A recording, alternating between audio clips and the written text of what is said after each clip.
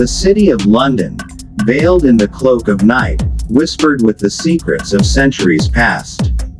Lord Archibald Montague, Sir Reginald Hawthorne, and Dr. Edmund Sinclair stood at the threshold of a hidden chamber, their hearts pounding with a mixture of anticipation and dread. They had journeyed through shadows and whispers, following the elusive trail of relics tied to the infamous Count Dracula. And now they stood on the precipice of a forbidden ritual that promised unimaginable power. Montague, the charismatic leader whose hunger for knowledge bordered on obsession, held in his hands a vial containing the dark remnants of Dracula's blood, procured through clandestine dealings with sources best left unmentioned.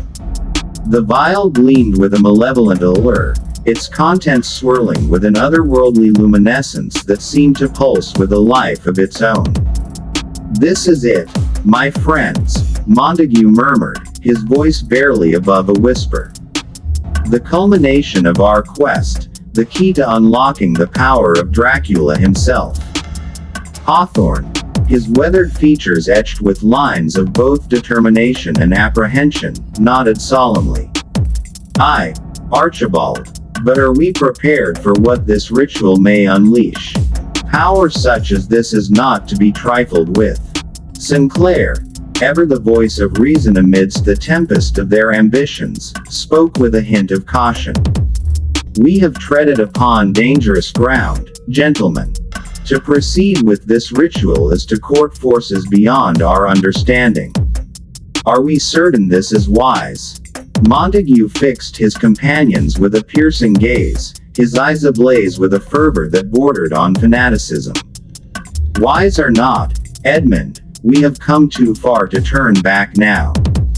The blood of Dracula holds the key to unlocking mysteries that have eluded mankind for centuries.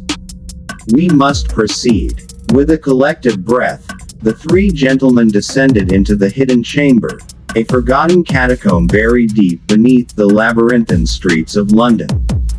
The air was thick with the scent of ancient dust and the distant echoes of whispers that seemed to reverberate through the very walls themselves.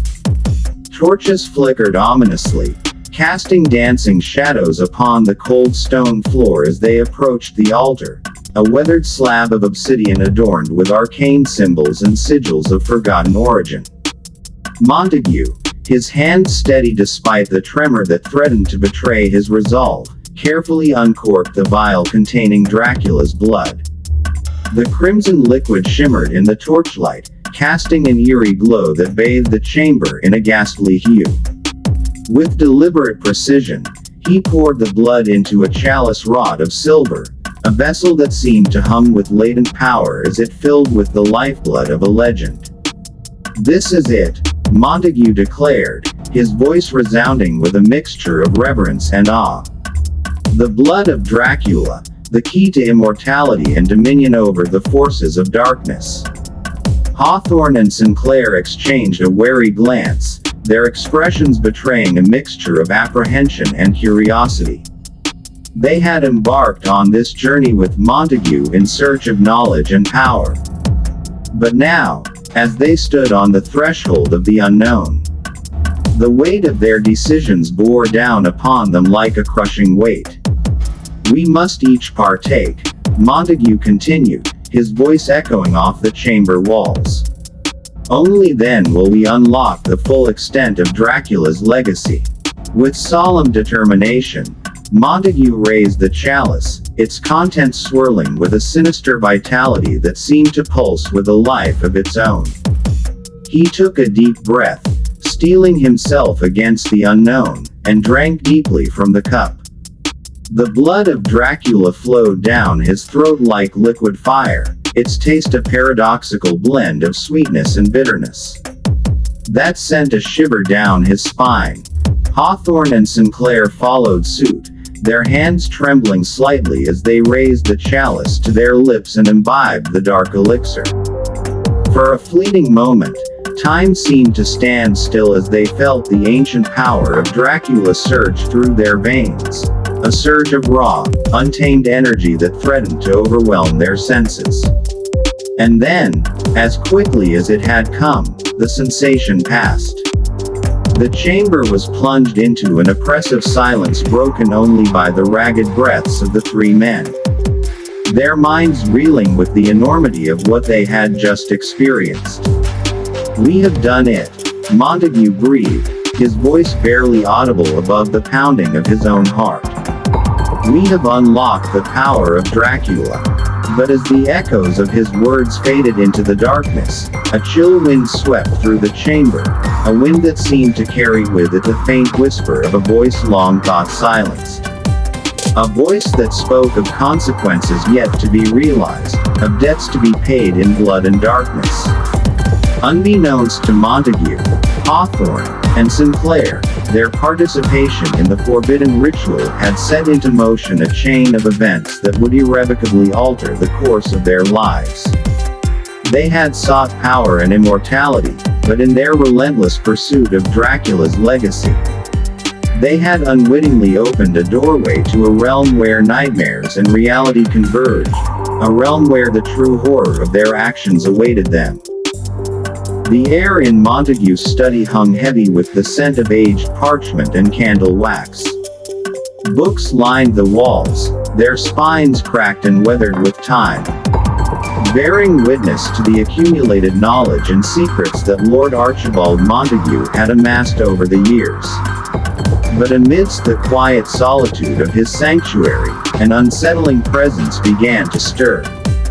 A presence that would soon unravel the delicate balance between ambition and madness. Since partaking in the forbidden ritual with the blood of Dracula, Montague, Sir Reginald Hawthorne, and Dr. Edmund Sinclair had found themselves ensnared in a web of newfound power and insidious influence. At first, the effects were subtle. A sharpening of the senses, a surge of vitality that defied their advancing years. But as days turned into weeks, the true nature of their pact with darkness began to reveal itself.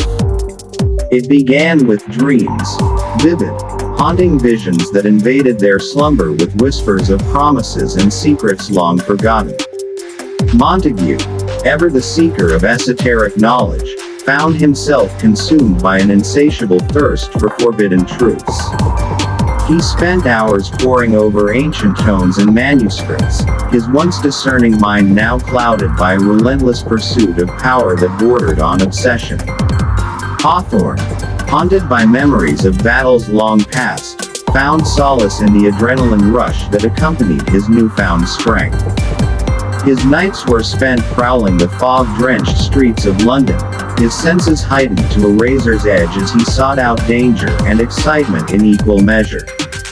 But with each passing night, a darkness began to creep into his thoughts, a darkness that whispered of carnage and conquest, urging him to embrace the savage impulses that lay dormant within his soul.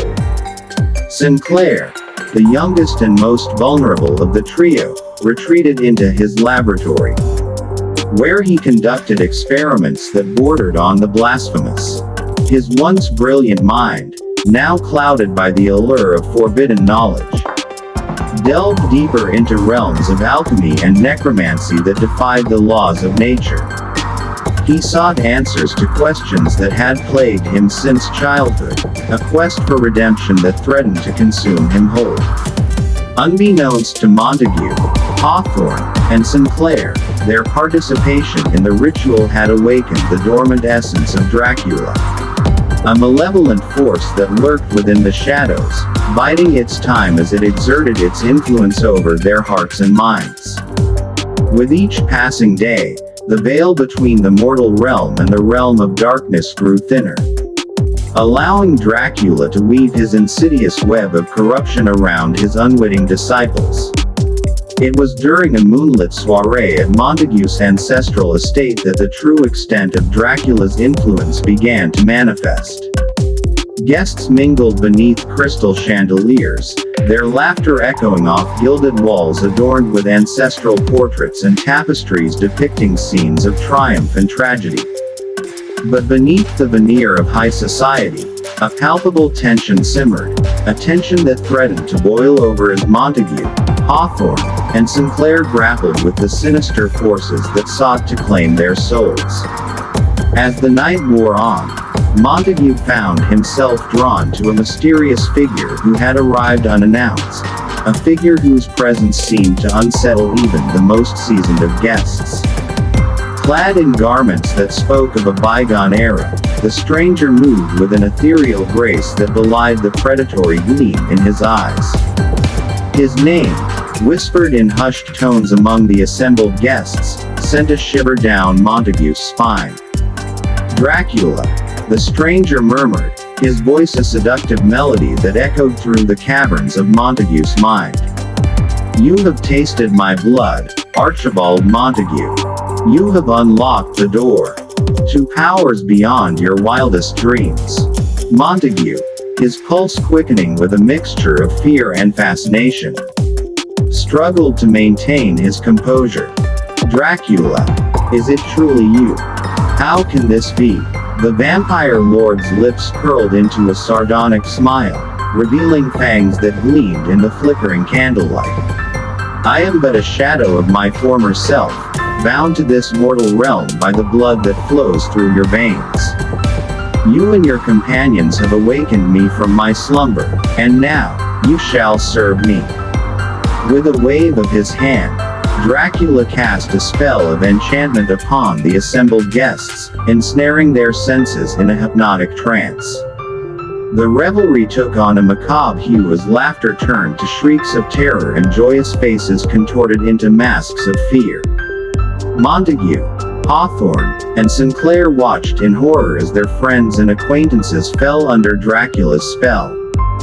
Their wills bent to serve the ancient vampire lord's insatiable thirst for power and domination.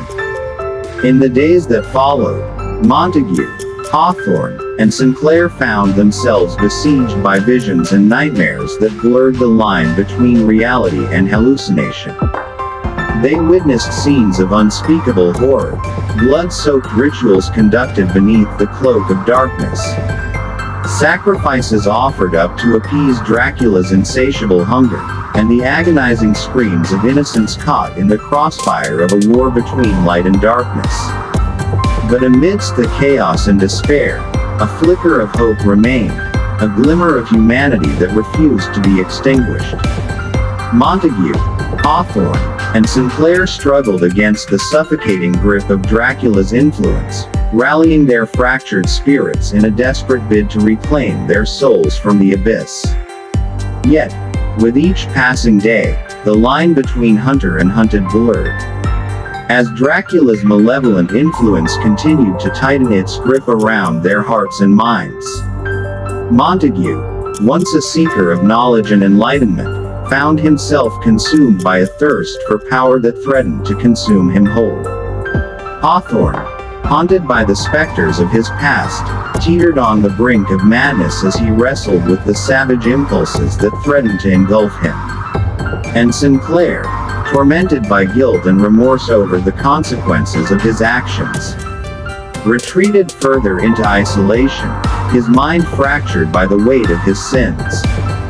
Together, they stood at the crossroads of fate and destiny, their souls entwined in a battle for survival against an adversary whose hunger for dominion knew no bounds. But that, dear reader, is a tale for another chapter, a tale of darkness and redemption, of the price paid for unlocking the secrets of the undead. As Montague, Hawthorne, and Sinclair come face to face with the true horror of their fateful decision to taste the blood of Dracula.